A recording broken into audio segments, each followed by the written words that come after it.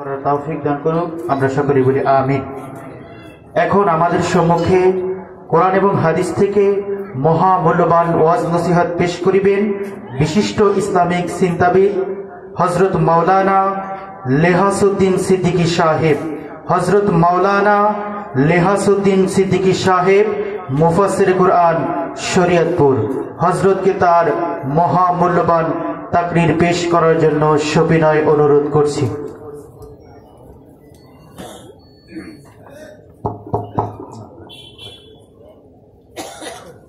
السلام عليكم ورحمة الله وبركاته. الحمد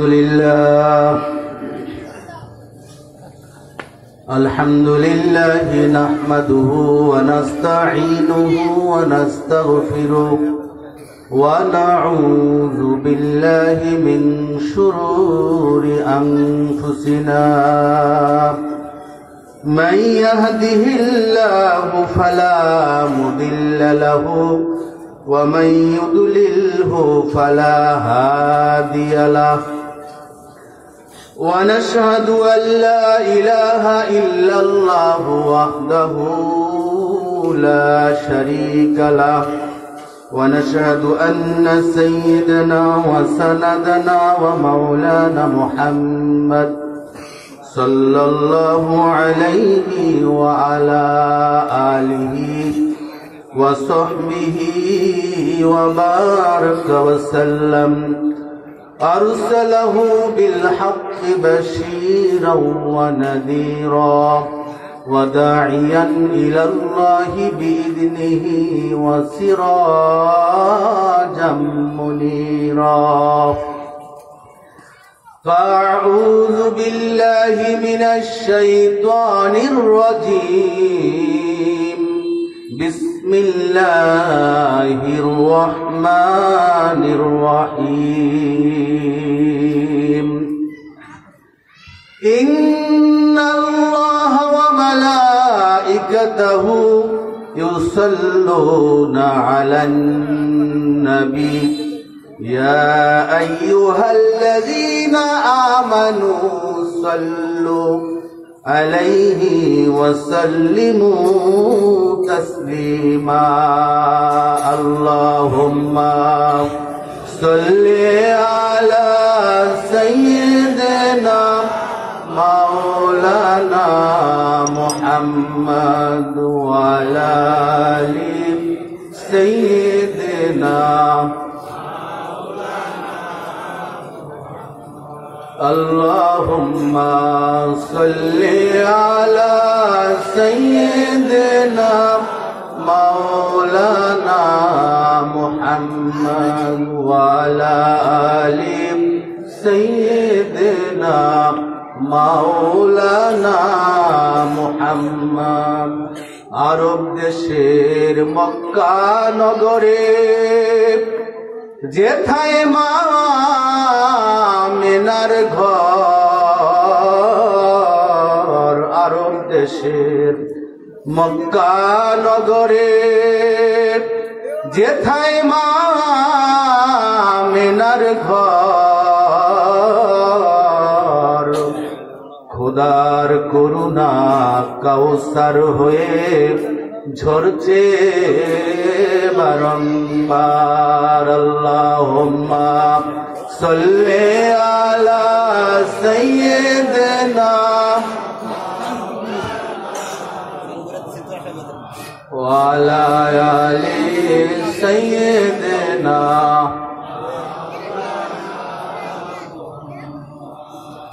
আলহামদুলিল্লাহ, মোল্লাবাড়ি জামে মসজিদের উদ্যোগে আয়োজিত আজকের এই পবিত্র ওয়াজ মাহফিলের শ্রদ্ধাভাজন সভাপতি, প্রধান অতিথি,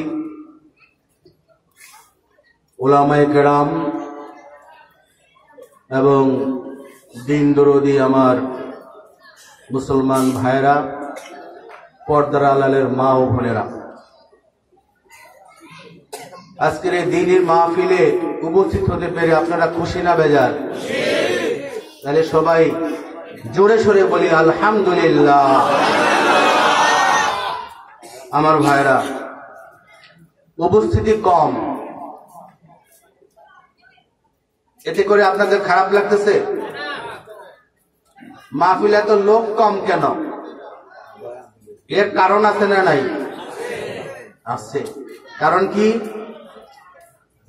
আল্লাহ রাসূল সাল্লাল্লাহু আলাইহি ওয়াসাল্লাম বলে গেছেন, আমার উম্মতের মধ্যে ৭৩ কাতার লোক হবে।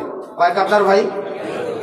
৭৩ কাতার। যেমন নামাজে আমরা কাতার দেই না, এরকম হাসরের মাঠে আল্লাহ রসুলের উম্মত আমরা কয়টা কাতারে দাঁড়াবো? ৭৩টা কাতারে দাঁড়াবো। রসুল বলছেন এই ৭৩ কাতারের মধ্যে একটা কাতার মাত্র জান্নাতি হবে। বলেন সুবহানাল্লাহ। ৭৩ কাতারে এক কাতার জান্নাতি হবে। তাহলে জাহান্নামী হবে ভাই কয় কাতার? ৭২ কাতার। এর দ্বারা কি বোঝা গেল ভাই? ওয়াজ মাহফিলে মানুষ বেশি যাবে না কম যাবে? বেশি যাবে না কম যাবে? বুঝতেছেন কথা না বুঝেন না? মাহফিলে কারা যায়? যারা আল্লাহকে ভয় করে, ঠিক কিনা ভাই? যারা আল্লাহর রসুলকে মহব্বত করে, যারা আল্লাহর এই কোরআনকে মহব্বত করে, ঠিক কিনা ভাই? যারা আলেম ওলামাকে মহব্বত করে তারাই তো মাহফিলে যায়, ঠিক কিনা? তো এই লোকগুলি তো কোরআন হাদিস অনুযায়ী এরাই তো জান্নাতে যাওয়ার কথা, ঠিক কিনা বলেন? তাহলে এই লোক সমাজে বেশি হবে না কম হবে? কম হবে। এই জন্য আজকে মাহফিলের লোকজন কম। বুঝতে পেরেছেন? এই যারা এখানে আসছেন এই লোকগুলো কত সৌভাগ্যবান একবার চিন্তা করেন। ৭৩ কাতারের মধ্যে ৭২ কাতার জাহান্নামী হবে। আমরা কি সেই ভাই ৭২ কাতারের মধ্যে যেতে চাই? চাই না। আমরা কোন কাতারে যেতে চাই? এক কাতার। সাহাবীরা প্রশ্ন করলো আল্লাহ রসুলকে, আল্লাহ রসুল কোন কাতার জান্নাতে যাবে? আল্লাহ রসুল বললেন, যেই কাতারে আমি থাকবো এবং আমার সাহাবীরা থাকবে। বলেন সুবহানাল্লাহ। যেই কাতারে আমি থাকবো আর আমার সাহাবীরা থাকবে সেই কাতার জান্নাতি হবে। তাহলে আমরা সেই কাতারের মধ্যে থাকতে চাই, ঠিক কিনা ভাই? রাস্তা দেখে আসলাম প্রত্যেকটা দোকানের সামনে ৫-১০ জন করে লোক বসা। তাদের কি মাহফিলে আসার দরকার আছিল না? ছিল না ভাই? ছিল। আসে নাই। কারণ কি? কারণ কি? এই কোরআনের প্রতি ওদের কোনো মহব্বত নাই, ঠিক কিনা ভাই? আল্লাহ রসুলের একটা হাদিস আছে। আল্লাহ রসুল বলছেন, কুনু আলেমান আও মুতাআল্লিমান আও মুহিব্বান। রসুল বলছেন তোমরা সবাই আলেম হও। কি হও? আলেম হও।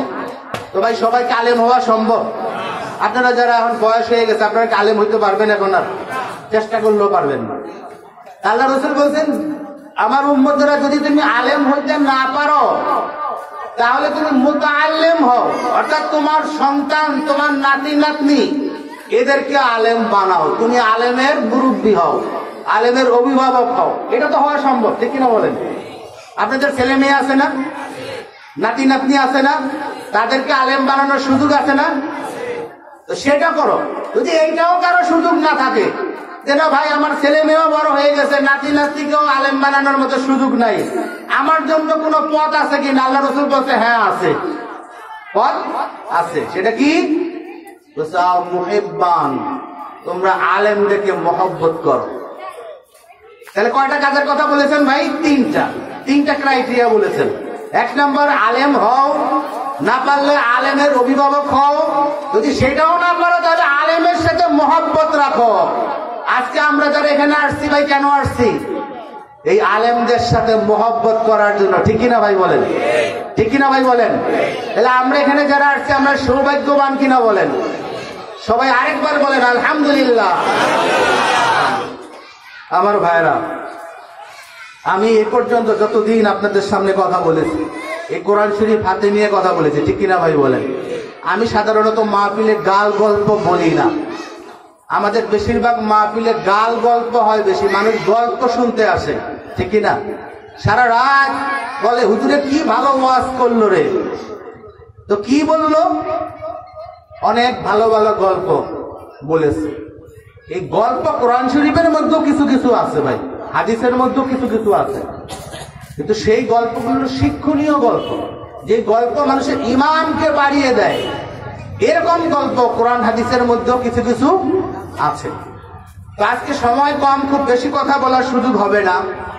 আমি পবিত্র কোরআনের 2 নম্বর সূরা, 2 নম্বর সূরার নাম কি ভাই? 2 নম্বর সূরার নাম কি? এতগুলি মুসলমান কেউ সূরার নাম জানেন না? 1 নম্বর সূরার নাম কি ভাই? সূরা ফাতিহা। 1 নম্বর সূরার নাম কি? সূরা ফাতিহা। 2 নম্বর সূরার নাম কি? সূরা বাকারা। 2 নম্বর সূরার নাম। দেখেন আমরা দুনিয়ার কত কিছু জানি, ঠিক কিনা ভাই? অথচ কোরআন শরীফের সূরাগুলো 2 নম্বর সূরা কি, এটা দেখেন আমরা বেশিরভাগ লোক জানি না। এটা আফসোসের কারণ কিনা ভাই বলেন? হ্যাঁ, এটা আফসোসের কারণ না? 2 নম্বর সূরার নাম সূরা বাকারা। এই বাকারা শব্দের অর্থ কি ভাই? বাকারা শব্দের অর্থ গাভী। এক ভাই বলেছে বাকারা শব্দের অর্থ কি? গাভীর সূরা। আপনারা বলেন এটা আবার কেমন? কোরআন শরীফে গাভীর সূরা আছে, কোরআন শরীফে গাভীর সূরা আছে, কোরআন শরীফে মহিলাদের সূরা আছে, কোরআন শরীফে পিঁপড়ার নামে সূরা আছে, কোরআন শরীফে মৌমাছির নামে সূরা আছে, কোরআন শরীফে নবীদের নামে সূরা আছে, কোরআন শরীফে মাকড়সার নামেও সূরা আছে। বলেন সুবহানাল্লাহ। আজকে আমি গাভী নামক যে সূরা, এই সূরা থেকে 10টা আয়াত নিয়ে সংক্ষেপে আলোচনা করব। আল্লাহ তৌফিক দান করে সবাই বলেন আমিন। আল্লাহ তৌফিক না দিলে ভাই কিছুই ভালো কাজ কিছুই করা যায় না। আল্লাহ পাক তৌফিক দান করুন আমাদের ভাইদের জন্য, যেন আমরা হেদায়েতের কথাগুলি বলতে পারি। সবাই বলি আমিন। আমার ভাইরা, কোরআন শরীফের মধ্যে কয়টা সূরা আছে ভাই? 114টা। ভাই কয়টা সূরা আছে? 114টা। 114টা সূরার মধ্যে কিছু সূরাকে বলা হয় মক্কি সূরা, কিছু সূরাকে বলা হয় মাদানী সূরা। আল্লাহ রাসূলের জীবনটা 2 ভাগে ভাগ করা ছিল। আল্লাহ রাসূল কিছু সময় মক্কায় ছিলেন, আর কিছু সময় মক্কা থেকে হিজরত করে কাফেরদের অত্যাচারে টিকতে না পেরে তিনি কোথায় চলে গেছিলেন ভাই? মদিনায়। মদিনায় গিয়ে বাকি জীবন মদিনায় ছিলেন, সেখানেই তার মৃত্যু হয়েছে, সেখানেই তার কবর আছে। তো এই যে 2 জায়গায় রাসূল থাকাকালীন যে সূরাগুলি নাযিল হয়েছে ভাই, এই সূরাগুলি ভাই কোত্থেকে আসছে? কোরআন শরীফের সূরাগুলি আসমান থেকে। কোত্থেকে আসছে ভাই? আসমান থেকে একটা কিতাব আসছে। সেই কিতাবের মধ্যে আমাদের সাফল্যের কথা, আমাদের ব্যর্থতার কথা বলা আছে। সেই কিতাব আমাদের প্রত্যেকের ঘরে ঘরে আছে, ঠিক কিনা ভাই? এই কিতাবকে আমরা সুন্দর করে গিলাপ দিয়ে পেঁচায়া তারপর তাকের উপরে রেখে দিয়েছি। এই কিতাবের মধ্যে আল্লাহ আমাদের, আপনার জন্য, আমার জন্য কি বলেছেন, এই কথাগুলো বোঝার চেষ্টা আমরা কখনো করি নাই। এটা অত্যন্ত পরিতাপের বিষয়, অত্যন্ত আফসোসের বিষয়। আমার ভাইয়েরা, এই কোরআন শুধুমাত্র বাবা মা মরে গেলে খতম করার জন্য কোরআন আসে নাই। এই কোরআনকে তাবিজ বানায় গলায় দেওয়ার জন্য কোরআন আসে নাই। এই কোরআন পড়ে পানিতে ফু দিয়ে সেই পানি পান করার জন্য কোরআন শরীফ দুনিয়াতে আসে নাই। কোরআন শরীফ আসছে কেন ভাই? এই কোরআন মানুষ পড়বে, এই কোরআন মানুষ বুঝবে, এই কোরআন অনুযায়ী মানুষ সমাজ চালাবে, এই কোরআন অনুযায়ী রাষ্ট্র চালাবে, এই কোরআন অনুযায়ী সে নিজের জীবনকে পরিচালনা করে সে জান্নাতবাসী হবে। বলেন সুবহানাল্লাহ। সেই কোরআনের সাথে কি ভাই আমাদের সেই সম্পর্কটা হয়েছে আজকে এখানে? হয় নাই ভাই। হয়েছে? এই ওয়াজ মাহফিলের এই জন্যই যে কোরআন আমরা যারা শিখতে পারি নাই, কোরআন যারা শুনতে পারি নাই, কোরআন যারা বুঝতে পারি নাই, এই কোরআন বোঝানোর জন্যই এই যে ওয়াজ মাহফিল গুলো, কোরআনের মাহফিল গুলো হয় ভাই। এই মাহফিল গুলিতে আমাদের যাওয়া দরকার আছে না না ভাই? আছে না নাই? আছে। যাদের কপাল ভালো তাদের যাওয়া দরকার আছে, যাদের কপাল পুড়ছে তাদের যাওয়া সৌভাগ্য হবে না, তাদের সৌভাগ্য হবে না। আমার ভাইরা, গাভীর সূরা, এই সূরাটার মধ্যে একটা গাভীর ঘটনা আছে। আমি সংক্ষেপে বলি। মুসা আলাইহিস সালামের সময়ে এক লোক তার চাচাকে হত্যা করে তাদের শত্রু বাহিনী বা শত্রু পক্ষ তাদের বাড়ির সামনে লাশটা ফেলে রাখছে। কথা বুঝতেছেন? ভাতিজা তার চাচাকে হত্যা করে লাশটা ফেলে রাখছে কোন জায়গায়? তাদের শত্রু যারা, তাদের বাড়ির সামনে ফেলে রাখছে। এখন যাদের বাড়ির সামনে লাশ ফেলে রাখছে সবাই গিয়ে তাদেরকে ধরছে যে তোমরা নিশ্চয়ই লোকটাকে মেরেছো। তারা একেবারে কিরা কসম করে বলতেছে ভাই আমরা লোকটা কি করি নাই, মারি নাই। এই দরবার শেষে মুসা আলাইহিস সালামের কাছে গিয়ে পৌঁছছে। মুসা আলাইহিস সালামের কাছে যখন দরবার গেল, মুসা আলাইহিস সালাম আল্লাহর কাছে আরজ করলেন যে আল্লাহ, এর একটা ফয়সালা আপনি করে দেন, এটা ফয়সালা আপনি করে দেন। আল্লাহ রাব্বুল আলামিন তখন ফয়সালা দিলেন। ফয়সালাটা কি? বললে যে তোমরা একটা গাভী জবাই করো। কি জবাই করো? একটা গাভী জবাই করো। জবাই করার পরে সে গাভীর শরীরের একটা অংশ এই মৃত ব্যক্তির গায়ে ছোঁয়াও, তাহলে বলে লোকটা জীবিত হবে। জীবিত হওয়ার পর সে নিজের মুখে বলবে কে এটাকে হত্যা করেছে। এটা এই সূরার মধ্যে আছে ভাই। এই ঘটনাটা কোথায় আছে? এই যে গল্পের কথা বললাম, এই গল্পটা এই সূরা বাকারার মধ্যে আছে। এই জন্য সূরাটার নাম কি ভাই? সূরা বাকারা। এই জন্য সূরাটার নাম সূরা বাকারা বা গাভীর সূরা। এরপরে মুসা আলাইহিস সালাম, এরপরে ঘটনাটা আরো লম্বা আছে, আমি ছোট করে বলি। এরপরে তারা মুসা আলাইহিস সালামের কথা মতো একটা গাভী জবাই করলো। করার পরে গাভীর শরীরের একটা অংশ নিয়ে মৃত ব্যক্তির গায়ে ছোঁয়াইলো। লোকটা অমনি জীবিত হয়ে গেল। বলেন সুবহানাল্লাহ। জীবিত হওয়ার পরে এবার লোকেরা জিজ্ঞেস করলো, এই মিয়া তোমারে কে মেরেছে বলো। এবার লোকটা এরকম হাজার হাজার মানুষের সামনে বলে দিল যে আমার ভাতিজা অমুক আমাকে হত্যা করেছে। এই কথা বলার পরে আবার সে মৃত্যুবরণ করেছে। এই কথা বলার পরে আর সে বেঁচে থাকে নাই, তাতে হায়াত ফুরাই গেছে ভাই। হায়াত না ফুরাইলে কিন্তু মানুষ মরে না, মরে কিনা?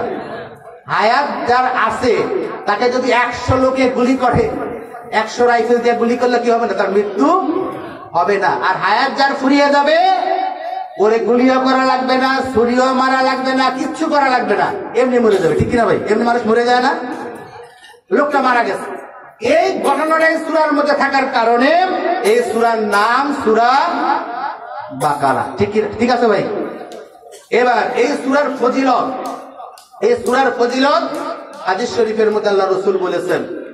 আল্লাহ রাসূল বলেছেন, আমার উম্মতেরা শোনো, সূরা বাকারা যেই ঘরের মধ্যে তেলাওয়াত করা হয়, ওই ঘরের মধ্যে জিন ভূত শয়তান স্থান করতে পারে না।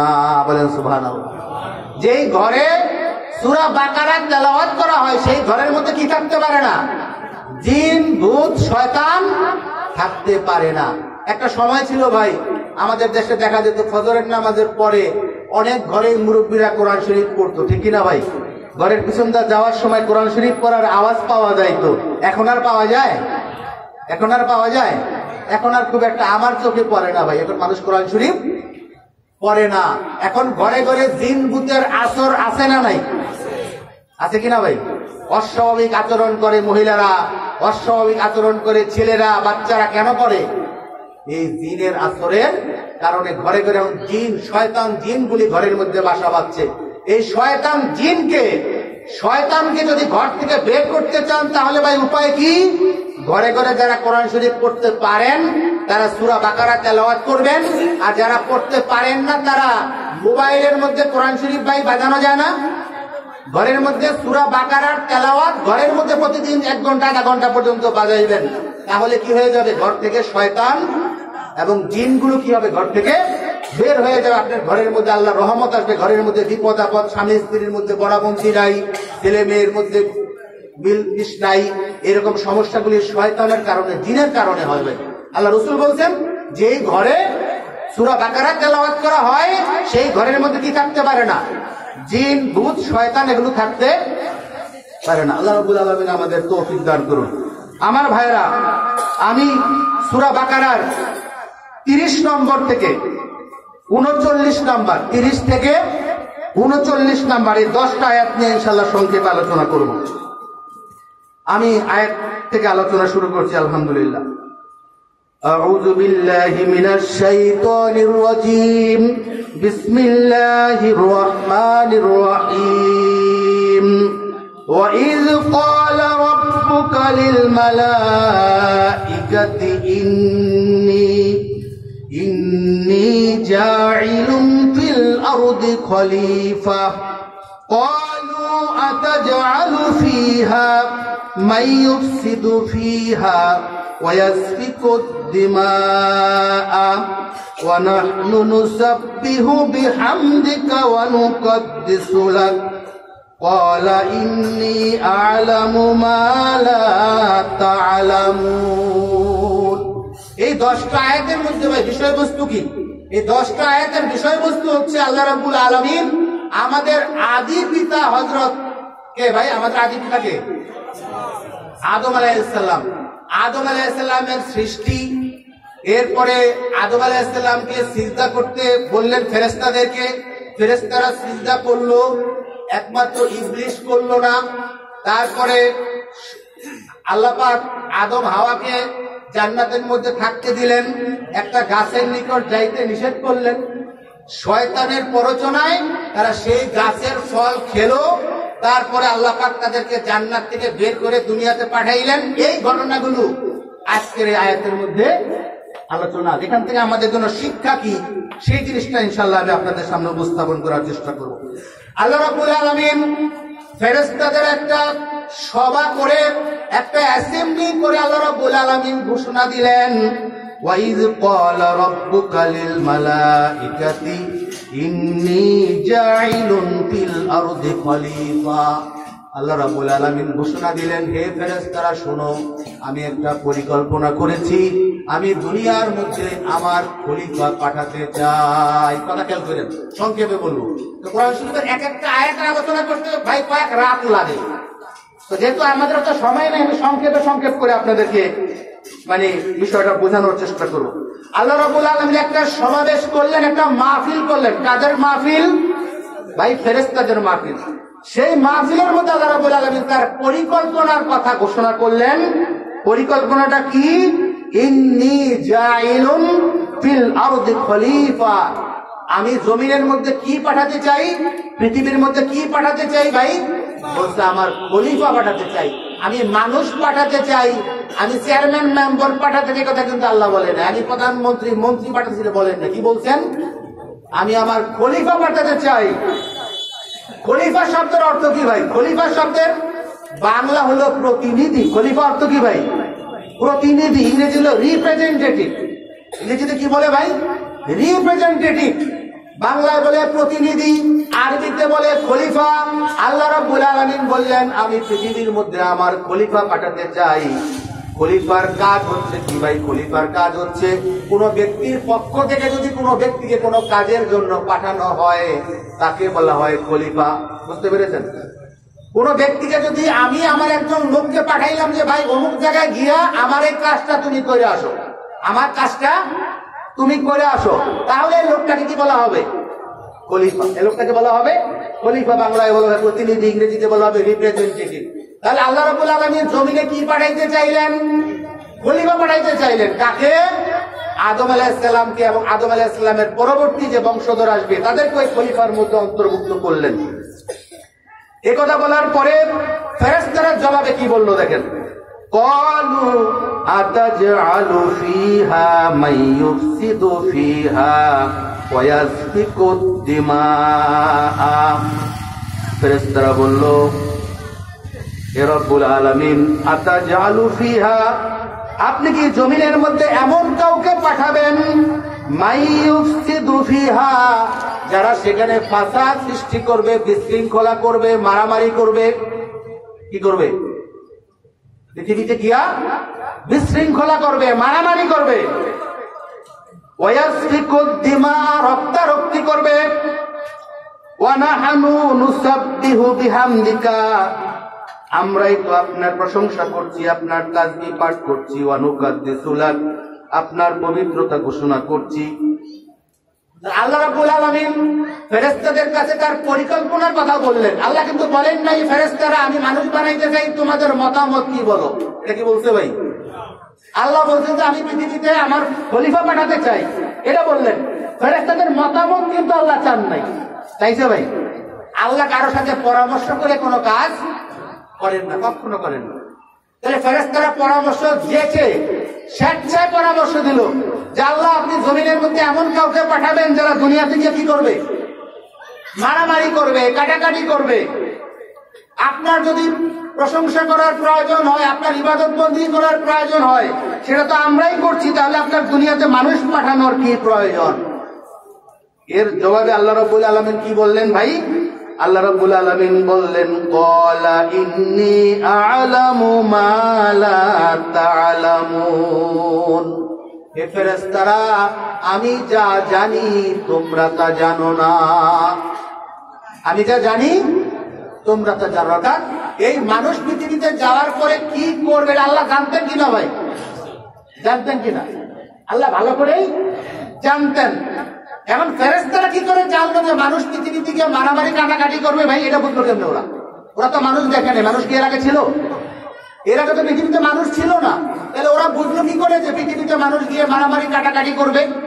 এইটা ওরা বুঝেছিল, হাদিসের মধ্যে আসছে, তাফসীরের কিতাবের মধ্যে আসছে যে মানুষ পৃথিবীতে আসার আগে জিনকে আল্লাহ পৃথিবীতে পাঠাইছিল। মানুষের আগে পৃথিবীতে ভাই কি ছিল? জিন ছিল। এই জিনেরা পৃথিবীর মধ্যে আসার পরে যা করেছে, মারামারি কাটাকাটি ফাসাদ বিশৃঙ্খলা করেছে, এইটা দেখে ফেরেশতাদের ধারণা হয়েছে যে একটা সৃষ্টি আল্লাহ পাক দুনিয়াতে পাঠাইছিলেন, তারা পৃথিবীতে গিয়ে যা করছে তাদেরকে আল্লাহ পাক এরপর ধ্বংস করে দিয়েছেন পৃথিবী থেকে। করার পরে আবার নতুন করে যে সৃষ্টি পাঠাবে, তারাও নিশ্চিত পৃথিবী থেকে কি করবে ভাই? এই এদের মতোই মারামারি কাটাকাটি করবে। এটা কাদের ধারণা ছিল? ফেরেশতাদের ধারণা ছিল। এই জন্য ফেরেশতারা আপত্তিটা করেছে। কিন্তু আল্লাহ রাব্বুল আলামিন তাদের আপত্তির জবাবে বললেন, ইন্নী আ'লামু মা লা তা'লামুন, নিশ্চয়ই ফেরেশতারা আমি যা জানি তোমরা তা জানো না। এই কথা বলার পরে ফেরেশতারা কোনো কথা বললেন না, ফেরেশতারা চুপ হয়ে গেলেন। এবার আল্লাহ রাব্বুল আলামিন হযরত আদমকে বানালেন। আদমকে কি দিয়ে বানালেন ভাই? আদমকে মাটি দিয়ে বানালেন। কথা কোরআন শরীফ আছে, অন্য আয়াতে আছে। আদমকে কি দিয়ে বানানো হলো? মাটি দিয়ে। মাটি দিয়ে কি করে বানালেন? মাটিতে বানাইলে কি আপনার আমার মতো এরকম একটা মানুষ হবে? মাটি দিয়ে আল্লাহ রাব্বুল একটা মূর্তির মতো বানালেন। প্রথম কিসের মতো? মূর্তির মতো বানালেন। হাদিস শরীফে আসছে সেই মূর্তিটার দৈর্ঘ্য ছিল 60 গজ। বলেন সুবহানাল্লাহ। আদম আলাইহিস সালাম লম্বায় কয় গজ ছিলেন ভাই? হাদিসে আছে এটা 60 গজ লম্বা ছিলেন। লোকটা যদি 60 গজ লম্বা হয়, তার দৈর্ঘ্য প্রস্থ কেমন ছিল? আমাদের মতো কয়জনের সমান হবে? আমাদের মতো 50-60 জনের সমান হবে না ভাই? এরকম উচ্চতা, দৈর্ঘ্য, প্রস্থের লোক ছিলেন হযরত আদম আলাইহিস সালাম। আদম আলাইহিস সালামকে আল্লাহ রাব্বুল আলামিন একটা মূর্তির মতো মাটি দিয়ে বানালেন। বানানোর পরে তার মধ্যে রূহ ফুঁকে দিলেন। রূহ মানুষের আসল জিনিস কি ভাই? রূহ। মানুষ যখন মারা যায় তো কি চলে যায় ভাই? একটা জিনিস চলে গেলে মানুষ মারা যায়, কি চলে যায়? রূহটা চলে যায়। এই রূহটা দেখাও যায় না, ধরাও যায় না, ছোঁয়াও যায় না, বাইন্দা রাখাও যায় না ভাই। যায় কিচ্ছু করা যায় না, দেখা শোনা করা যায় না। এই সম্পর্কে আল্লাহ রাব্বুল আলামিন কোরআন শরীফে বলছেন যে রূহ হচ্ছে তোমার রবের একটা হুকুম। রূহটা কি ভাই? তোমার রবের হুকুম। হুকুম দিছে আল্লাহ, বলছে তুমি জীবিত হও, জীবিত হয়। যখন বলছে তুমি মারা যাও, তো মারা যায়, রূহটা চলে যায়। আল্লাহ রাব্বুল আলামিন আদম আলাইহিস সালামের একটা মূর্তি বানালেন। বানানোর পরে তার মধ্যে রূহটা যখন ঢুকাইয়া দিলেন, অমনি আদম আলাইহিস সালামের দেহটা আমাদের আপনার আমার মতো রক্ত মাংসের দেহে পরিণত হয়ে গেল। বলেন সুবহানাল্লাহ। আদম আলাইহিস সালাম শোয়ার থেকে উঠে বসলেন। এরপরে আদম আলাইহিস সালাম দেখলেন চারদিকে খালি ফেরেশতারা। কারা? আর কোন মানুষ নাই। একটা দেশের মধ্যে যদি ভাই খালি একজন মানুষ থাকে, তার কি ভালো লাগবে বলেন? ভালো লাগবে? ভালো লাগবে না। অন্য জাত সব। তখন আদম আলাইহিস সালাম একাকিত্ব বোধ করছিলেন। আল্লাহ রাব্বুল আলামিন তার একাকিত্বকে দূর করার জন্য তার বাম পাজরের হাড় থেকে একটা অংশ নিয়ে সেটা দিয়ে হযরত হাওয়া আলাইহিস সালামকে সৃষ্টি করে তার সাথে বিয়ে করিয়ে দিলেন। স্বামী স্ত্রী হিসাবে তাদেরকে জান্নাতের মধ্যে থাকতে দিলেন। অন্য আয়াতের মধ্যে এটা। এরপরে ঘটনা, আদম আলাইহিস সালামকে সৃষ্টি করার পরে আল্লাহ রাব্বুল আলামিন আদম আলাইহিস সালামকে শিক্ষা দেওয়া শুরু করলেন। কি শুরু করলেন? তাকে বানায় এমনি ছেড়ে দেন নাই, তাকে শিক্ষা দেওয়া শুরু করলেন। কি শিক্ষা দিলেন? এটা কোরআন শরীফে আছে। ওয়াল্লামা আদামাল আসমা কুল্লাহা সুম্মা আরাদাহুম আলাল মালাইকা ফাকালা আম্বিউনি বিআসমাই হাউলাই ইন কুনতুম সাদিকিন। আল্লাহ রাব্বুল আলামিন আদম আলাইহিস সালামকে জান্নাতের মধ্যে যত রকমের জিনিসপত্র আছে, দুনিয়ার মধ্যে যত রকমের জিনিসপত্র আছে, এই জিনিসপত্রগুলোর নাম এবং কোনটা কোন কাজে লাগে এই বিষয়গুলো শিখালেন। কি শিখালেন ভাই? কোন জিনিসটার নাম কি, কোন জিনিসটার উপকারিতা কি, কোন জিনিসটার অপকারিতা কি, কোনটা করলে ভালো হবে, কোনটা করলে খারাপ হবে, কোনটা খাওয়া যায়, কোনটা খাওয়া যায় না, কোনটা মিষ্টি, কোনটা তিতা, কোনটা উপকারী, কোনটা অপকারী, এরকম সমস্ত জিনিস আদম আলাইহিস সালামকে শিক্ষা দিলেন। শিক্ষা দেওয়ার পরে এইবার ফেরেশতাদের সামনে আদম আলাইহিস সালামকে উপস্থাপন করলেন। কথা খেয়াল করতেছেন? ফেরেশতাদের সামনে আল্লাহ রাব্বুল আলামিন আদম আলাইহিস সালামকে উপস্থাপন করে এইবার ফেরেশতাদেরকে বললেন, ও ফেরেশতারা, এই জিনিসপত্রগুলোর নাম তোমরা বলো, আর এই জিনিসগুলো কোনটা কোন কাজে লাগে তোমরা বলো। ফাকালা আম্বিউনি বিআসমাই হাউলাই ইন কুনতুম সাদিকিন। হে ফেরেশতারা, তোমরা যে আদম সৃষ্টি করতে নিষেধ করছিলা, আদম দুনিয়াতে যাওয়ার পর মারামারি কাটাকাটি করবে তোমরা বলছিলা, তোমাদের কথায় যদি তোমরা সত্যবাদী হও তাহলে এই জিনিসপত্রগুলো কোনটা কোন কাজে লাগে সেইটা তোমরা বলো। ক্বালু সুবহানাকা লা ইলমা লানা ইল্লা মা আল্লামতানা ইন্নাকা আনতাল আলিমুল হাকিম। ফেরেশতারা বলল, আমরা আপনার পবিত্রতা ঘোষণা করি। কার পবিত্রতা ঘোষণা করি? আল্লাহ। ফেরেশতারা বলতেছে, ক্বালু সুবহানাকা লা ইলমা লানা ইল্লা মা আল্লামতানা, হে আমাদের রব, আমাদের কোনো জ্ঞান নাই, যে জ্ঞান আপনি আমাদেরকে দিয়েছেন সেটা ছাড়া আমাদের কোনো জ্ঞান নাই। ইন্নাকা আনতাল আলিমুল হাকিম, নিশ্চয় আপনি মহাজ্ঞানী প্রজ্ঞাময়। ফেরেশতারা কি করতে পারলো না?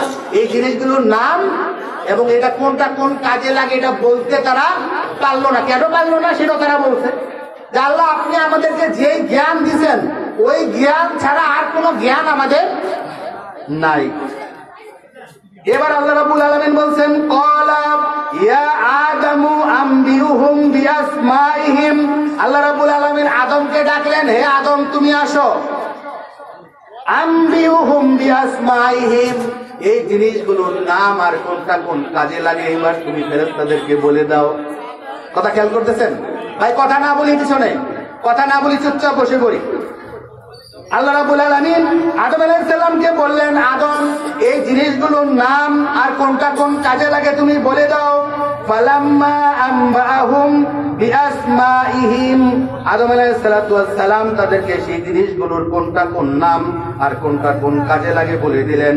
ক্বালা আলাম আকুল লাকুম ইন্নী আ'লামু গায়বাস সামাওয়াতি ওয়াল আরদ। যখন আদম আলাইহিস সালাম এই জিনিসগুলোর নাম একটা একটা করে পটপট করে প্রত্যেকটা জিনিসের নাম আর কোনটা কোন কাজে লাগে সবগুলি তিনি যখন মুখস্থ বলে দিলেন, তখন আল্লাহ রাব্বুল আলামিন বললেন, ক্বালা আলাম আকুল লাকুম, আমি কি তোমাদেরকে বলি নাই, ইন্নী আ'লামু, নিশ্চয়ই আমি জানি, নিশ্চয়ই আমি জানি, গায়বাস সামাওয়াতি ওয়াল আরদ, আসমান জমিনের সমস্ত অদৃশ্য বিষয়। কে জানে ভাই? আসমান জমিনের অদৃশ্য বিষয় কে জানে? আল্লাহ জানে। মানুষ দুনিয়াতে যাওয়ার পরে কি করবে এটা কে জানে? আল্লাহ জানে। ফেরেশতারা বলছিল অনুমান করে, কি করে? অনুমান করে বলছে। তাদের এই জ্ঞান ছিল না। ছিল ভাই? এই জ্ঞান তাদের ছিল না। ওয়ালামু মা তুবদুনা ওয়া মা কুনতুম তাকতুমুন, আল্লাহ বলছেন আর আমি সেটাও জানি যা তোমরা প্রকাশ করো আর যা তোমরা গোপন করো। বলেন সুবহানাল্লাহ। আল্লাহ কি বললেন? আসমান জমিনের সমস্ত গোপন বিষয়, অদৃশ্য বিষয় আমি জানি। আর আমি কি জানি? যা তোমরা প্রকাশ করো সেটাও জানি, যা তোমাদের অন্তরের মধ্যে থাকে সেটাও আমি জানি। বলেন সুবহানাল্লাহ। وَإِذْ قُلْنَا لِلْمَلَائِكَةِ اسْجُدُوا لِآدَمَ فَسَجَدُوا إِلَّا إِبْلِيسَ। আল্লাহ এবার বললেন, হে ফেরেশতারা শোনো, জ্ঞানের যে পরীক্ষা আমি তোমাদের মধ্যে নিলাম সেই পরীক্ষায় তোমরা পাস করতে পারো নাই, তোমরা পরীক্ষায় ফেল করেছো। ঠিক কিনা ভাই? জ্ঞানের পরীক্ষা কি ফেরেশতারা পাস করলো? ভাই করলো? কে পাস করলো? কে পাস করলো? আদম পাস করলো। কে পাস করলো ভাই? আদম পাস করলো। এই পাস করার পরে এবার আল্লাহ রাব্বুল আলামিন ফেরেশতাদেরকে বললেন, ওয়াইজ কুলনা লিল মালাইকাতি, আমি বললাম ফেরেশতাদেরকে, ইসজুদু লি আদম, তোমরা আদমকে সিজদা করো। কি করো? আদমকে সিজদা করো। কি জন্য সিজদা? কিসের সিজদা ভাই? সম্মানজনক সিজদা। কিসের সিজদা? সম্মানজনক। কি জন্য সম্মান? যে আদম জ্ঞানের পরীক্ষায় আদম কি করেছে? ফার্স্ট ক্লাস ফার্স্ট হয়েছে, আর এই পরীক্ষায় ফেরেশতারা ফেল করেছে। এইবার আদমকে তোমরা কি করো? সিজদা দিয়ে তার প্রতি তোমরা সম্মান প্রদর্শন করো। আর এই ঘোষণা দেওয়ার সাথে সাথে ওইখানে যত ফেরেশতারা উপস্থিত ছিল সমস্ত ফেরেশতারা আদমের উদ্দেশ্য করে সিজদায় পড়ে গেল। বলেন সুবহানাল্লাহ। একজন খালি সিজদা করলো না, সেটাকে ফাসাজাদু ইল্লা ইবলিস, ইল্লা ইবলিস, ইবলিসটা খালি সিজদা করলো না। ইবলিসটা কেন সিজদা করলো না? এরপরে আয়াতে বলছে আবা ওয়াস্তাকবারা ওয়া কানা মিনাল কাফিরিন, সে অমান্য করলো, অহংকার করলো, ওয়া কানা মিনাল কাফিরিন, আর কাফেরদের অন্তর্ভুক্ত হয়ে গেল। কথা খেয়াল করেন, খুব সংক্ষেপে বলতেছি ভাই। আল্লাহর হুকুম সমস্ত ফেরেশতারা মানলো, একজন মানলো না, সে কে? ইবলিস। সে কেন মানলো না? এটা আল্লাহ বলছেন কেন মানলো না? সে অহংকারের কারণে মানলো না। কেন মানলো না? অহংকারের কারণে মানলো না। অন্য আয়াতের মধ্যে আছে আল্লাহ ইবলিসকে জিজ্ঞেস করলেন, ইবলিস আমি হুকুম দিলাম আদমকে সিজদা করো, সব ফেরেশতারা করলো, তুমি কেন করলে না? ইবলিস সুন্দর একটা জবাব দিল। ইবলিস বলল, আল্লাহ আপনি আমাকে বানাইছেন আগুন দিয়া, কি দিয়া? আমাকে বানাইছেন আগুন দিয়া, আদমকে বানাইছেন মাটি দিয়া, আগুন বড় না মাটি বড়? ইবলিস বলতেছে। কথা খেয়াল করেন, হ্যাঁ, প্রধানমন্ত্রী যদি কোনো ডিসি কে কোনো অর্ডার দেয়, কোন মন্ত্রীকে কোনো অর্ডার দেয়, মন্ত্রী কি দাঁড়ায় প্রধানমন্ত্রীর সামনে বলতে পারে প্রধানমন্ত্রী আপনি যে হুকুম দিলেন এটা ঠিক দিচ্ছেন না বেঠিক দিচ্ছেন? বা এটা বলতে পারে? কোন ডিসি যদি তার কোন কর্মচারীকে কোনো কাজের কথা বলে, সে কি তার সামনে দাঁড়ায় বলতে পারে আপনি যে হুকুমটা দিলেন এটাকে আমার দেওয়া ঠিক হয়েছে? বা এটা বলতে পারে? তাহলে চাকরি থাকে?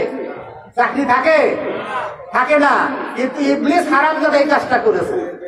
কি করেছে? আল্লাহর সাথে বেয়াদবি করেছে, তর্ক বিতর্ক করেছে। কি সাংঘাতিক কথা! এখানে অনেক ঘটনা আছে ভাই। ইবলিসটা ওই যে বলছে আমি আগুনের তৈরি, আমাকে বানাইছেন কি দিয়া? আগুন দিয়া। আর আদমকে বানাইছেন মাটি দিয়া। আচ্ছা ওখানে যার ফেরেশতারা ছিল, ফেরেশতারা কিসের তৈরি? ফেরেশতারা নূরের তৈরি। ফেরেশতারা কিসের তৈরি? নূরের তৈরি। জিন কিসের তৈরি? আগুনের তৈরি। তাহলে এটা হলো জিন। এই ইবলিসটা কি? ইবলিসটার ভালো নাম হলো আজাজিল। ওর ভালো নাম কি ভাই? আজাজিল। আজাজিল তো হলো জিন। তাহলে ফেরেশতাদের ওই মজলিসের মধ্যে আজাজিলটা গেল কেমনে? এটা তো জানা দরকার, ঠিক কিনা ভাই? ওইখানে গেল কেমনে? এর ঘটনা আছে আবার। এর ঘটনা হলো, এর আগে আমি বলছিলাম যে মানুষ সৃষ্টির আগে পৃথিবীতে কারা ছিল? জিন ছিল।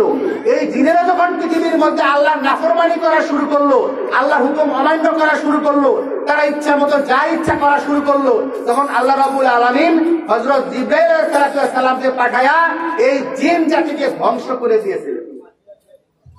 এই জিন জাতিকে যখন ধ্বংস করতে জিবরাইল আলাইহিস সালাম আসছিলেন, তখন দুনিয়ার মধ্যে এসে দেখলেন একটা ছোট্ট বাচ্চা, সে আল্লাহর ইবাদত ছাড়া আর কোনো কাজ করে না। কি করে না? সে আল্লাহর ইবাদত ছাড়া আর কোনো কাজ করে না। কোন কোন কিতাবের মধ্যে লেখা আছে পৃথিবীর মধ্যে এমন কোন জায়গা নাই যেই জায়গার মধ্যে এই আজাজিল আল্লাহকে সিজদা করে নাই। বলেন সুবহানাল্লাহ। পৃথিবীর মধ্যে এমন কোন জায়গা নাই। এত বড় জ্ঞানী, এত বড় গুণী, এত বড় আবেদ ছিল এই জিনের মধ্যে আজাজিলটা। এই ইবাদতের কারণে, এই জ্ঞানের কারণে, গুণের কারণে আল্লাহ রাব্বুল আলামিন তাকে দুনিয়ার থেকে উঠায় নিয়ে ফেরেশতাদের জগতের মধ্যে রাখছিলেন। আর ফেরেশতাদের ট্রেনার হিসাবে, প্রশিক্ষক হিসাবে এই আজাজিলকে আল্লাহ রাব্বুল আলামিন কি করেছিলেন ভাই? দায়িত্ব দিয়েছিলেন। এই জন্য ফেরেশতাদের মধ্যে আজাজিল ছিল। বুঝতে পেরেছেন? এবার আজাজিল যখন আল্লাহর সাথে তর্ক বিতর্ক শুরু করে দিলেন, তখন আল্লাহ রাব্বুল আলামিন এটা সহ্য করেন নাই। তাকে আল্লাহ রাব্বুল আলামিন বিতাড়িত করে দিলেন, তাড়িয়ে দিলেন।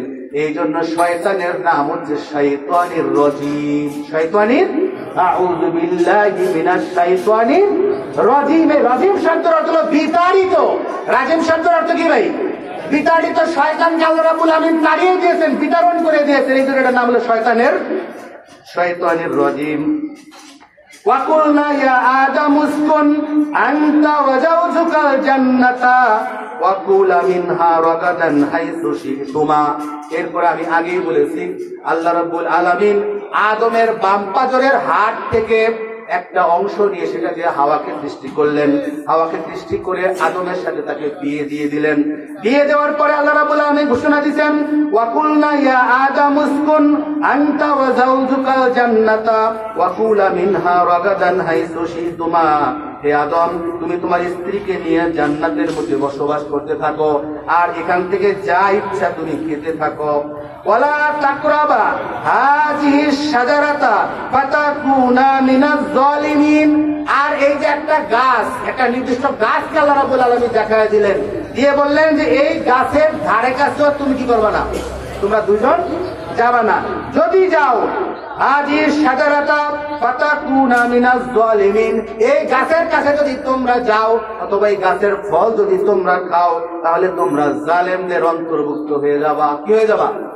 জালেমদের অন্তর্ভুক্ত হয়ে যাও। এই কথা বলে আদম হাওয়াকে জান্নাতের মধ্যে ছেড়ে দিলেন, আর শয়তানকে জান্নাত থেকে কি করলেন? বের করে দিলেন। অনেক বড় কাহিনী ভাই, আমি সংক্ষেপ করে বলতেছি। فَأَزَلَّهُمَا الشَّيْطَانُ عَنْهَا فَأَخْرَجَهُمَا مِمَّا كَانَا فِيهِ। শয়তান, এই ঘটনা অন্য আয়াতের মধ্যে আবার আছে। আল্লাহ রাব্বুল আলামিন যখন আদমকে সিজদা করলো না আজাজিল, তখন তাকে যখন তাড়িয়ে দিলেন, বিতরণ করে দিলেন, শয়তান তখন আল্লাহর কাছে বলেন, আল্লাহ আমি তোমার এত ইবাদত করেছি, এত বندگی করেছি, এত বড় আবেদ আমি, আমাকে তুমি আদমকে সিজদা না করার কারণে আমাকে তুমি অপমানিত করলা, লাঞ্ছিত করলা। এই আদমকে, আদমের সন্তানদেরকে নিয়ে আমি জাহান্নামে যাব। বলেন নাউযুবিল্লাহ মিন যালিক। এই কথা কিন্তু আদমের সামনে বলতেছে। তখনই আল্লাহ রাব্বুল আলামিন অন্য আয়াতের মধ্যে আদমকে উদ্দেশ্য করে বলেছেন, হাওয়াকে উদ্দেশ্য করে বলেছেন, হে আদম হাওয়া, তোমরা শুনে রাখো, এই শয়তান কিন্তু তোমাদের প্রকাশ্য দুশমন, তোমাদের প্রকাশ্য শত্রু। এই শয়তান থেকে সবসময় তোমরা কি থাকবে? সাবধান থাকবে। এরপরে দেখেন কথা বলে আদম হাওয়াকে জান্নাতে দিলেন, শয়তানকে বের করে দিলেন। এই শয়তান এবার আদম হাওয়াকে জান্নাত থেকে বের করার জন্য চক্রান্ত ষড়যন্ত্র শুরু করে দিল।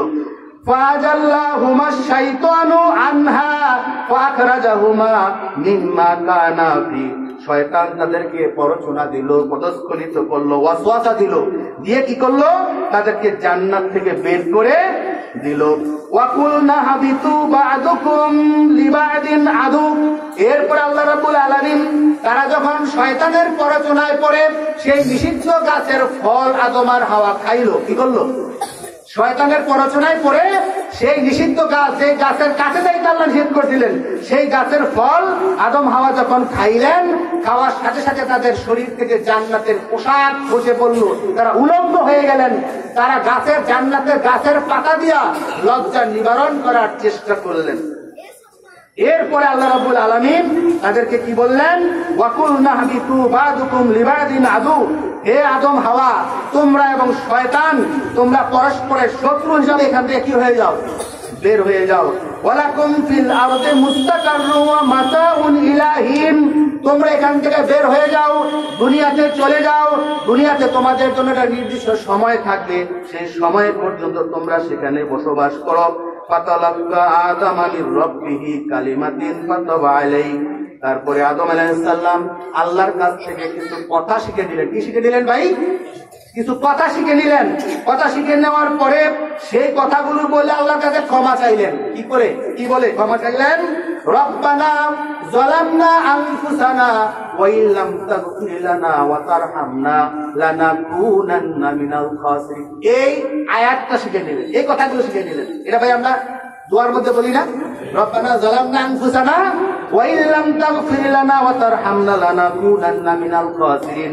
এই কথা বলে আল্লাহর কাছে তারা ক্ষমা চাইলেন। আল্লাহ তাদেরকে ক্ষমা করে দিলেন। ইন্নাহু হুয়াত তাওয়াবুর রহিম। নিশ্চয়ই আল্লাহ তওবা গ্রহণকারী, ক্ষমাশীল। আল্লাহ পাক তাদেরকে ক্ষমা করে দিলেন। কুলনা হাবিতু মিনহা জামিআ।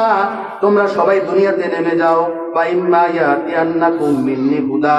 দুনিয়াতে যাওয়ার পরে আমার পক্ষ থেকে তোমাদের কাছে হেদায়েত যাবে। কি যাবে ভাই?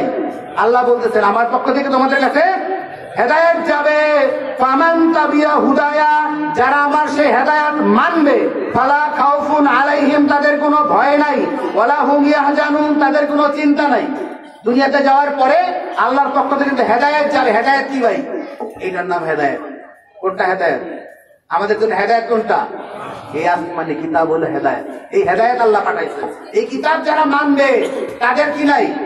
এই আয়াত অনুযায়ী তাদের কোনো ভয় নাই, তাদের কোনো চিন্তা নাই। আল্লাহ রাব্বুল আলামিন তাদেরকে, আমাদের আসল বাড়ি কোনটা ভাই? জান্নাত। আমাদের আসল বাড়ি কোনটা? আমাদের বাবা মা কোথায় ছিলেন? জান্নাতে ছিলেন। সেই জান্নাত থেকে আল্লাহ পাক বের করে দিয়েছেন। আবার আল্লাহ বলছেন যে আমার যে হেদায়েত তোমাদের কাছে যাবে, এই কোরআন যাবে, এই কোরআনকে বোঝার জন্য হাদিস যাবে, কোরআনকে বোঝানোর জন্য নবী রাসূল যাবে, কোরআনকে বোঝানোর জন্য আলেম ওলামা যাবে। আছে কিনা ভাই? আছে। এখন এগুলা কোরআন আছে, হাদিস আছে, আলেম ওলামা আছে। এই কোরআন আর এই হাদিস আরে আলেম ওলামাদের কথা যদি আমরা মেনে চলি, তাহলে আমাদের আসল ঠিকানা আবার কোথায় হবে? ইনশাআল্লাহ জান্নাতে হবে। আল্লাহ রাব্বুল আলামিন বলেন, কুলনা বিতু মিনহা জামিয়া ফাইম্মা ইয়াতিয়ান্নাকুম মিন্নি হুদান ফামান তাবিয়া হুদায়া ফালা খাউফুন আলাইহিম ওয়ালা হুম ইয়াহজানুন ওয়াল্লাযীনা কাফারু ওয়া কাযযাবু বিআয়াতিনা উলাইকা আসহাবুন নার হুম ফিহা খালিদুন। আর যারা আমার সেই আয়াতকে অস্বীকার করবে, মিথ্যা প্রতিপন্ন করবে, উলাইকা আসহাবুন নার, তারা হবে জাহান্নামী। তারা কি হবে ভাই? যারা এই কোরআন মানবে না, যারা এই হাদিস মানবে না, যারা আমার নবীকে মানবে না, যারা আলেম ওলামাদেরকে মানবে না, তাদের ঠিকানা হবে কোথায়? কোথায় কোরআন আয়াতের মধ্যে আছে, তাদের ঠিকানা কোথায় হবে ভাই? উলাইকা আসহাবুন নার, তারা জাহান্নামের অধিবাসী হবে। হুম ফিহা খালিদুন, আর সেই জাহান্নামে তারা চিরস্থায়ী হবে। 10টা আয়াত খুব সংক্ষেপে আমি বললাম। এরপরে আমার আর 10 মিনিট সময় আছে। আমি আরো আমার মা বোনদের জন্য 2-1টা কথা না বললেই নয়। এই যে আয়াত ভাই, এটা অনেক কিতাবের মধ্যে বলছে যে আদমকে শয়তান যখন বারবার ফুসলাইতেছিল, আদম শয়তানের কথা মানে নাই। আদম মানে নাই বলছে, আল্লাহ নিষেধ করছে এই গাছের ফল আমি খাবো না। কিন্তু হাওয়াকে আর আদমকে কি বলে শয়তান ভাই ধোঁকা দিছিল? বলছে তোমরা কি জানো জান্নাতের সব ফল তোমাদের খাইতে বলছে, তাহলে একটা ফল খাইতে নিষেধ করছে কেন? বলছে এই গাছের ফল যদি খাও তাহলে তোমাদেরকে আর জান্নাত থেকে বের করতে পারবে না। দেখছেন শয়তানের কথা কি সুন্দর। এই ফল খাইলে আর জান্নাত থেকে বের করতে পারবে না, যদি না খাও তোমাদের জান্নাত থেকে বের করে দিবে। এই কথা আদম শুনে না, আদম শুনে না। 1 দিন 2 দিন 3 দিন 6 দিন 10 দিন বুঝে আদম শুনে না। এরপরে হাওয়াকে বুঝায়। হাওয়া প্রথমে শয়তানের এই প্ররোচনা গ্রহণ করেছে। শয়তানের প্ররোচনা শুনে হাওয়া যখন এই ফল খাইলো, এবার হাওয়াকে শয়তান বলল, তুমি তো ফল খাইছো, তোমাকে তো আল্লাহ বের করতে পারবে না, তোমার স্বামীকে এবার বের করে দিবে। কেমন মজা হবে, তোমার স্বামী ছাড়া তুমি একা একা এখানে কেমন করবা? তাহলে কি করা যায়? একটা ফল আসলে বাইন্দা বাসায় নিয়ে যাও, তোমার স্বামীর হাতে পায়ে ধইরা যেমনে পারো এই ফলটা খাওয়াও, তাইলে তোমরা সবাই জান্নাতে থাকতে পারবা। ভাই এই বুঝটা কি সঠিক ছিল না ভুল ছিল? শয়তান কি মানুষকে কোনোদিন ভালো বুদ্ধি দেয়? কখনো দেয় না। এবার হাওয়া একটা ফল আসলে বাইন্দা বাসায় নিয়ে গেছে। এবার আদমের কাছে গিয়া নাকে কান্দা কান্দা বলে, আহাগো যা করছি তো করছি, আমি তো ফল খাইছি, আমারে তো বের করতে পারবে না, তোমারে বের করে দিবে, তুমি ছাড়া আমি কেমনে থাকবো গো? তুমিও ফলটা খায় ফেলো, এরপরে যা আছে কপালে একসাথেই হবে। এবার শয়তানের কথায় আদম যেই ফল খাইল না, স্ত্রী হাওয়ার কথায় আদম সেই ফল খাইল। এখান থেকে আমাদের শিক্ষা আছে না নাই ভাই? আছে। এই শিক্ষা আমাদের জন্য আছে না নাই? এরপরে আল্লাহ রাব্বুল আলামিন তাদেরকে বের করে দিলেন। আমার মা ও বোনেরা, শয়তান বেশিরভাগ আমাদের মা বোনদের পিছনে পিছনে ঘোরে। কেন? এই মা বোনদেরকে তাড়াতাড়ি পরের কথা শুনতে তারা কি রাজি হয়ে যায়। শয়তানের ওয়াসাতা বেশিরভাগ মহিলারা যে গ্রহণ করে, এরপরে পুরুষরা আবার মহিলাদের মাধ্যমে গ্রহণ করে। আমাদের মানুষের মধ্যে শুধু শয়তান আছে না নাই ভাই? শয়তান কয় প্রকার ভাই? 2 প্রকার। এটা কোরআন শরীফে আছে, মিনাল জিন্নাতি ওয়ান নাস। শয়তান কয় প্রকার ভাই? 2 প্রকার, জিন শয়তান আর মানুষ শয়তান। জিন শয়তান আর মানুষ শয়তান। জিন শয়তানকে দেখা যায় না, জিন শয়তান আশেপাশে আছে না নাই? আছে, দেখা যায় না। আর মানুষ শয়তানগুলিকে দেখা যায়। মানুষ শয়তান ভাই কোনগুলো? মানুষ শয়তান হলো ওই লোকগুলো, যেই লোকগুলো নিজেরা ভালো কাজ করে না, অন্য কেউ ভালো কাজ করতে দেয় না, ঠিক না? নিজেরা ভালো কাজ করে না, অন্য মানুষকেও ভালো কাজ করতে দেয় না, এরা হলো মানুষ শয়তান। এই মানুষ শয়তানগুলো আপনার আমার আশেপাশে আছে না নাই? এদের থেকে আমরা কি থাকবো? সাবধান থাকবো, পরহেজ থাকবো। আরেকটা কথা ভাই, মানুষ কয় প্রকার? শয়তান তো 2 প্রকার বললাম, মানুষ কয় প্রকার? মানুষও 2 প্রকার ভাই। মানুষ কয় প্রকার? 2 প্রকার। এক প্রকার মানুষ হলো আকৃতির মানুষ। কিসের মানুষ ভাই?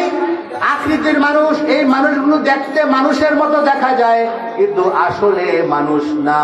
দেখতে মানুষের মতো, আসলে মানুষ না।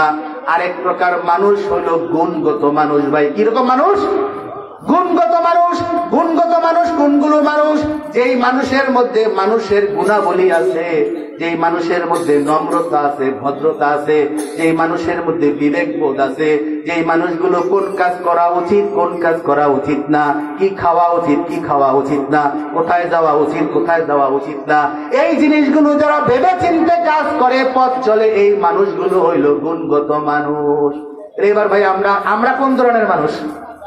আমরা কি আকৃতির মানুষ না গুণগত মানুষ? এটা বাসায় দিয়ে চিন্তা করবেন। আরেকটা কথা ভাই, আল্লাহ রাসূল সাল্লাল্লাহু আলাইহি ওয়াসাল্লাম মিরাজে গিয়েছিলেন কিনা ভাই? মিরাজে গেছিলেন না? মিরাজে যাওয়ার পরে আল্লাহর সাথে কথাবার্তা বলেছিলেন। আল্লাহ রাব্বুল আলামিন আসমান জমিন তাকে ঘুরিয়ে ঘুরিয়ে দেখেছিলেন, জান্নাত জাহান্নাম তাকে ঘুরিয়ে ঘুরিয়ে দেখেছিলেন। দেখার পরে আল্লাহ রাসূল পরের দিন দুনিয়াতে আসার পরে তার পরিবারের মহিলাদেরকে ডাকছেন। কাদেরকে ডাকছেন? পরিবারের মহিলাদেরকে, তার মা, চাচি, খালা, ফুফু, বোন, চাচি যারা আছে তাদেরকে ডেকে বললেন, ও আমার খালারা, আমার ফুফুরা, আমার স্ত্রীরা, আমার মেয়েরা, আমার আত্মীয় স্বজনের মহিলারা, শোনো গো, আমি দেখে আসলাম জাহান্নামের মধ্যে যত মানুষ আছে তার মধ্যে বেশিরভাগ হইল মহিলারা। বলেন নাউজুবিল্লাহ। জাহান্নামের মধ্যে বেশিরভাগ কারা হবে ভাই? মহিলারা। আর আল্লাহ রাসূল বললেন, আমি জান্নাতের মধ্যে উকি দিয়া দেখলাম জান্নাতের মধ্যে বেশিরভাগ হইল গরিবরা। জান্নাতের মধ্যে বেশিরভাগ কারা? এখানে বেশিরভাগ কারা? এখানে ঠিক কিনা? এখানে খুব বড় লোক, পয়সাওয়ালা লোকেরা আসছে? আসে নাই। ওরা দোকানে বসে চা খাবে, হুজুরের কথা শুনবে কেন? হ্যাঁ, ওরা কি কথা কম জানেনি? ওয়াজ কম জানেনি? হ্যাঁ, ওরা এখানে আসে না। ওদের কপালে জান্নাতে জুটবে না। আল্লাহ রাসূলের আশেপাশে ছিল কারা ভাই বলেন তো? হ্যাঁ, এই যে বেলাল, কুবায়েব, খাব্বাব, আবু বকর, এরা কি বড় লোক ছিল না গরিব মানুষ ছিল? আল্লাহ রাসূলের আশেপাশে গরিব মানুষরা ছিল, সব নবীদের আশেপাশে গরিব মানুষ ছিল, আলেম ওলামার আশেপাশে গরিব মানুষ থাকে। এই লোকগুলোই জান্নাতি হবে। বলেন সুবহানাল্লাহ। আল্লাহ রাসূল বললেন, আমার মায়েরা, চাচিরা, খালারা, শোনো, আমি দেখে আসলাম জাহান্নামের মধ্যে বেশিরভাগ মহিলারা। ও আমার খালারা, ফুফুরা, চাচিরা, তোমরা জাহান্নামের আগুন থেকে বাঁচার চেষ্টা করো, জাহান্নাম থেকে বাঁচার জন্য চেষ্টা করো। আল্লাহ রাসূল বললেন, ও আমার মহিলারা, আমার আত্মীয় স্বজন মহিলারা, শোনো, তোমরা যদি 4টা কাজ করো তাহলে তোমরা জান্নাতে যেতে পারবা। কয়টা কাজ করলে ভাই? 4টা কাজ করলে মহিলারা জান্নাতে যেতে পারবে। পুরুষদের জন্য কিন্তু এরকম 4টা, 5টা, 10টা কাজের কথা আল্লাহ রাসূল বলে নাই যে পুরুষরা 10টা কাজ করলে জান্নাতে যেতে পারবে। মহিলাদের জন্য বলছে। কয়টা কাজ করলে ভাই? 4টা কাজ করলে মহিলারা জান্নাতে পারবে। 1 নাম্বার কাজ হলো 5 ওয়াক্ত নামাজ ঠিক মতো যথাযথভাবে পড়তে হবে। ঠিক কিনা? 1 নাম্বার কাজ কি ভাই? মহিলাদের বাসায় গিয়ে ওয়াজ শুনিয়ে দিবেন। আপনারা ওয়াজ বাসায় লয়ে যাবেন না মাটি খেয়ে যাবেন? ওয়াজ আজকে বাসায় নিয়ে যাবেন, যা শুনিয়ে দিবেন মহিলাদের। 1 নাম্বার কাজ হলো 5 ওয়াক্ত নামাজ যথাসময়ে যথাযথভাবে আদায় করতে হবে। আমার ভাইরা, বেশিরভাগ আমাদের মুসল্লি যারা আছেন, মা বোনেরা আছেন, ভাইরা আছেন, বেশিরভাগ লোকের কোরআন শরীফ পড়া সহি না। ঠিক কিনা? ঠিক কিনা? সূরা কেরাত সহি না। যদি কোরআন শরীফের সূরা কেরাত যার সহি না হয়, তার নামাজ হয়? হয় না। হয় নামাজের মাসলা মাসাইল বেশিরভাগ লোক জানে না, তাদের নামাজ হয়? হয় না। নামাজ হয় না। পাক পবিত্রতা যথাযথভাবে অনেক মহিলারা অর্জন করে না। মহিলাদের পাক পবিত্রতা জটিল। যেমন ধরে যারা নাক ফুল পরে, কান ফুল পরে, ভাই পরে না? এই অজুর সময়, গোসলের সময় যদি ওই নাকে কানের ছিদ্রের মধ্যে পানি না ঢোকে তাহলে অজুও হবে না, গোসলও হবে না, রোজা নামাজ কিচ্ছু হবে না। এটা ওয়াজ শিখাই দিবেন।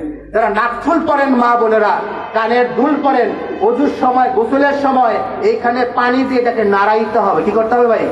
এই নাক ফুলটা, কান ফুলটা কি করতে হবে? নারায়ের ভিতরে পানি ঢুকাইতে হবে। যথাযথভাবে পবিত্রতা অর্জন করে নামাজের যথাযথ মাসলা মাসাইল জেনে সূরা কেরাত সহি শুদ্ধভাবে পড়ে যদি নামাজ পড়া হয় তাহলে সেই নামাজ আল্লাহর দরবারে কবুল হবে বলে আশা করা যায়। তাহলে যথাযথ কাজ, 4টা কাজের মধ্যে 1 নম্বর কাজ হলো 5 ওয়াক্ত নামাজ যথাযথভাবে আদায় করবে। দুই নাম্বার কাজ হইল ভাই রমজান মাসের রোজাগুলো যথাযথভাবে আদায় করবে। রমজান মাসের রোজা সারাদিন রাখলেন, আপনার যে খাবার ছিল খাবার হালাল ছিল না, বলে রোজা হবে কিনা? হবে। ভাই খাবার যদি হালাল না হয়, সুদের টাকা, ঘুষের টাকা, পরকে মেরে খাওয়া টাকা, ভাইকে ঠকানো টাকা, বোনকে ঠকানো টাকা, প্রভুকে ঠকানো টাকা খায়া যদি আপনি ইবাদত বন্দী করেন, হজ করেন, যাকাত দেন, এক পয়সার কাজেও লাগবে না। ইবাদত কবুল হওয়ার জন্য শর্ত হলো হালাল খাদ্য খাইতে হবে। ভাই ইবাদত কবুলের শর্ত কি? হালাল খাদ্য খাইতে হবে। কোরআন শরীফে আছে নামাজ মানুষকে অশ্লীল কাজ থেকে ফিরায়। দেখা যায় অনেক মানুষ নামাজও পড়ে, খারাপ কাজও করে, ঠিক কিনা ভাই? এর কারণ কি? নামাজের দোষ। কার দোষ? তার নামাজ হয় না, তার নামাজ হয় না, মরা নামাজ পড়ে। কি নামাজ? মরা নামাজ। মরা নামাজ এই মানুষকে দুনিয়াতে কোনো উপকার দিতে পারবে না, জান্নাতেও নিতে পারবে না। রোজা রাখতে হবে, রোজার মাসলা মাসাইল জানতে হবে, হালাল খাদ্য খায়া রোজা রাখতে হবে, হালাল খাদ্য দিয়ে ইফতার করতে হবে, তাহলে রোজা হবে। দুই নাম্বার কাজ হলো রমজানের রোজা। তিন নাম্বার কাজ সবচেয়ে গুরুত্বপূর্ণ কাজ, সেটা হলো মহিলাদের পর্দা মেনটেন করা। তিন নম্বর কাজ কি ভাই? পর্দা। পর্দা আছে চরচান্দায়? পর্দা আছে ভাই? পর্দা নাই। হাজী সাহেবের ছেলের বউ পর্দা করে না, আছে কিনা? হাজী সাহেবের মেয়ে পর্দা করে না। হাজী সাহেব বড় একটা ঘুমটা পইরা চলে, ঠিক কিনা? কোন হ্যাঁ? হাজী সাহেবের স্ত্রী পর্দা করে, তার বয়স 70। বয়স কত ভাই? দাদির বয়স 70, নানির বয়স 70, সে পর্দা করে। নাতনির বয়স 16 বছর, 18 বছর, সে পর্দা করে না। আমার প্রশ্ন, পর্দা কার দরকার? দাদি, নানির না নাতনির? ভাই কার দরকার? হ্যাঁ, 70 বছরের মহিলার পর্দা দরকার আছে? না করলেও চলে। 70 বছরের মহিলা পর্দা না করলেও চলে। 16 বছর, 18 বছর, 20 বছরের নাতনিরে নিয়ে রাস্তায় বের হয়, বাজারে যায়, মার্কেটে যায়, পর্দা নাই। আল্লাহ আপনারে ধরবে না মনে করছেন ভাই? আল্লাহ আপনারে ধরবে না? ধরবে, ধরবে। দাইয়ুস জান্নাতে যাবে না। আর দাইয়ুস লা ইয়াদখুলুল জান্নাহ, জান্নাতের দরজার মধ্যে একটা সাইনবোর্ড লেখা থাকবে, আর দাইয়ুস লা ইয়াদখুলুল জান্নাহ, দাইয়ুস জান্নাতে যাবে না। এই দাইয়ুসটাকে আমাদের দেশের মানুষ মনে করে মহিলারা দাইয়ুস। না, দাইয়ুস মহিলারা না, দাইয়ুস পুরুষ। দাইয়ুস কারা? পুরুষ। কোন পুরুষ? যেই পুরুষ তার পরিবারের মহিলারা বেপরদায় চলে। কথা খেয়াল করে, যেই পুরুষ তার পরিবারের মহিলারা বেপরদায় চলে, সে কোনো ব্যবস্থা নেয় না, ওই পুরুষকে বলা হয় দাইয়ুস। এই পুরুষ জান্নাতে যাবে না। সে নামাজ পড়তে পড়তে কপালের মধ্যে দাগ পড়া আর 40 বার হজ করুক, কোনো লাভ হবে না। আপনি নামাজ পড়েন, আপনার ছেলে পড়ে না। আপনি পর্দা করেন, আপনার ছেলের বউ পড়ে না। এর নাম ইসলাম না, এর নাম ইসলাম না। ইসলামের কোরআন শরীফে 82 জায়গায় বলছে আকিমুস সালাহ, নামাজ কায়েম করো। কোন জায়গায় বলে নাই নামাজ পড়ো, এক জায়গায় বলে নাই। নামাজ কায়েম করা মানে কি ভাই? নামাজ তুমি পড়বা, তোমার ছেলে পড়বে, তোমার মেয়ে পড়বে, তোমার পরিবার, তোমার সমাজ, তোমার নামাজ, তোমার রাষ্ট্র, সবাই নামাজ পড়বে, প্রত্যেক মুসলমান নামাজ পড়বে। এর নাম হলো নামাজ কায়েম করা। এই চেষ্টা যারা করে না, তারা প্রত্যেকের জন্য কি হবে? দায়ী হবে। আল্লাহ রাব্বুল আলামিন আমাদের তৌফিক দান করুক। ভাইরা, তাহলে কয়টা কাজ বলছি ভাই মহিলাদের? 3টা কাজ। পর্দা। আমাদের দেশের অনেক মহিলারাই দেবরের সাথে পর্দা করার প্রয়োজন বোধ করে না, ঠিক কিনা ভাই? দেবরের সাথে পর্দা করা লাগে নাকি লাগে না? সাহাবীরা জিজ্ঞেস করে আল্লাহ রাসূলের কাছে, আল্লাহ রাসূল, দেবরের সাথে পর্দা করা লাগবে কিনা? আল্লাহ রাসূল বললেন, মহিলারা গো, দেবরকে তোমরা মৃত্যুর মতো মনে করবা। দেবর হলে কিরকম? মৃত্যুকে যেমন ভয় করবা, দেবর কিরকম ভয় করো। আজকে দেবর স্বামী বিয়া ফেরা 3 মাস পরে চলে গেছে বিদেশ, বউ খেয়ে গেছে কার কাছে? দেবরের কাছে। বাজার টাজার করে দেয় কে? দেবরে। ভাবির দেবরকে তার ভাই ফোন করে বলে, ভাই আমি তো বিদেশ আছি, তুই তোর ভাবির খোঁজ খবর রাখিস, ঠিক কিনা? এবার দেবর বাজারে যাওয়ার সময় বলে যায়, ভাবি কি লাগবো? যা লাগবো তাও আনে, যা না লাগবো তাও আনে। এবার ভাবি মনে করে, স্বামী আমার যেমন তেমন, দেওরা আমার মনের মতন রে। গান আছে না ভাই? গান আছে না? স্বামী আমার যেমন তেমন, দেওরা আমার মনের মতন রে। এরপরে স্বামী 5 বছর 10 বছর বিদেশ থাকা লক্ষ লক্ষ টাকা পয়সা বোর নামে অ্যাকাউন্টে পাঠায়। 10 বছর পরে আয়সা দেখে বউ নাই, টাকাও নাই। এরকম ঘটনা আছে না নাই? আছে। এই ঘটনা ভাই কেন ঘটতেছে? পর্দা না করার কারণে। কেন ঘটতেছে ভাই? পর্দা না করার কারণে। ও আমার মা বোনেরা, মনে রাখো এই দিন না, আরো দিন আছে। ওই অন্ধকার কবরে তোমারও যাওয়া লাগবে, আমারও যাওয়া লাগবে। ঠিক কিনা ভাই? কবরে যাওয়া লাগবে না মা বোনেরা? আল্লাহর কাছে জবাবদেহি করা লাগবে না ভাই? লাগবে। এই জন্য মা বোনদেরকে বলি, মা বোনেরা গো, তোমাদের জন্য 4টা কাজের মধ্যে সবচেয়ে গুরুত্বপূর্ণ কাজ হইল পর্দা। আল্লাহ রসুল যেন বললেন বেশিরভাগ মহিলা জাহান্নামে যাবে। এই বেশিরভাগ মহিলা জাহান্নামে যাওয়ার প্রধান কারণ কি আপনারা বলেন ভাই? প্রধান কারণ কোনটা? বেপর্দায় চলা। পর্দার ব্যবস্থা করে দেওয়া স্বামীর দায়িত্ব। কার দায়িত্ব? বাসায় বউ আনার আগে পর্দার ব্যবস্থা করেন।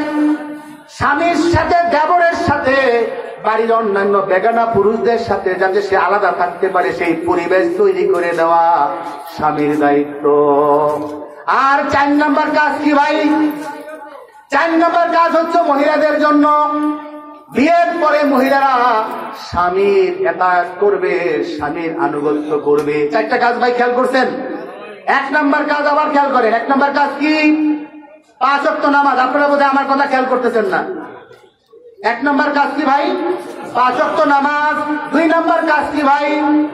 রমজানের রোজা। 3 নম্বর কাজ কি? পর্দা রক্ষা করা। আর 4 নম্বর কাজ হলো বিয়ের পরে স্বামীর আনুগত্য করা।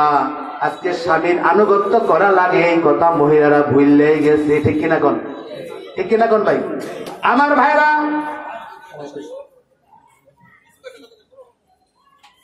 আল্লাহ রাব্বুল আলামিন আজকে আমরা যে আলোচনাগুলি করলাম পবিত্র কোরআন থেকে, হাদিসের আলোকে, এই কথাগুলো আল্লাহ রাব্বুল আলামিন আমাদেরকে আমল করার তৌফিক দান করুন। সবাই বলি আমিন। আমাদের পরে আরো ওলামায়ে কেরাম আছেন, তারা আলোচনা করবেন। তাদের কথাগুলো আমাদের বোঝার এবং আমল করার তৌফিক দান করুন। এই মাহফিলকে কবুল করুন, সবাইকে মাফ করে দেন। সবাই বলি আমিন। ওয়া মা আলাইনা ইল্লাল বালাগ। আসসালামু আলাইকুম ওয়া রাহমাতুল্লাহি ওয়া বারাকাতুহু।